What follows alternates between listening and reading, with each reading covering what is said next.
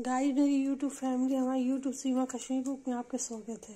Guys नमस्कार। अनुराग मटर की घुगनी, ये रहा मटर आलू रहा, ये रहा तेल।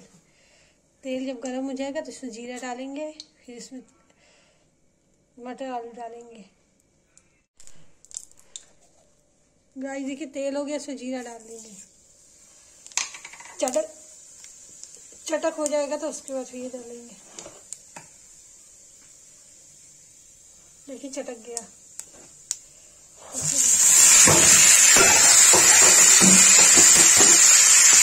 देखिए डाल दिया, इसे बड़ी डाल के इसको हिला के डाल दिया।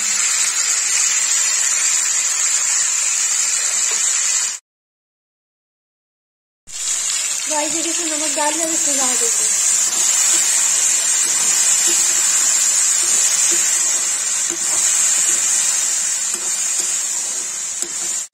देखिए गाइस इसमें लाल मिर्च डाला, हल्दी डालेंगे। देखिए गाइस मटर आलू की घुगनी बनकर तैयार होगी। जिसको रेसिपी पसंद आए लाइक करें, शेयर सब्सक्राइब करें।